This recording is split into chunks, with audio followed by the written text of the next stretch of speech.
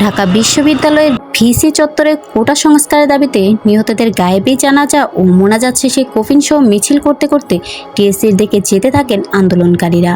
এ সময় পুলিশ ও শিক্ষার্থীদের সামনে ও পেছন থেকে sound grenade, tear shell, rubber bullet নিক্ষেপ করে। এরপর মিছিল ছত্রভঙ্গ হয়ে যায়। এতে সাংবাদিক সহ বেশ কয়েকজন আহত হন। শিক্ষার্থীরা ফের ভিসি চত্বরে একত্র হয়ে আন্দোলন করতে থাকেন। ভুয়া ভুয়া স্লোগান দিতে থাকেন তারা। এ সময় মল চত্বর থেকে আরেকটি মিছিল আসলে সতর্ক হয় পুলিশ। এরপর ফের সাউন্ড গ্রেনেড নিক্ষেপ করে। এ সময় শিক্ষার্থীরা ইট পাটকেল মারে। এরপর মিছিলটি ছত্রভঙ্গ করতে রাবার বুলেট নিক্ষেপ করে পুলিশ।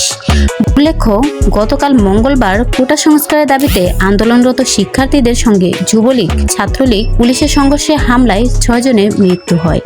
এর মধ্যে চট্টগ্রামে আন্দোলনকারী শিক্ষার্থীর উপর ছাত্রলীগের হামলায় 3 জন, ঢাকা কলেজের সামনে শিক্ষার্থীদের সঙ্গে যুবলীগের ছাত্রলীগের সংঘর্ষে 2 জন ও বেগম রোকেয়া বিশ্ববিদ্যালয়ের 1 শিক্ষার্থী নিহত হন।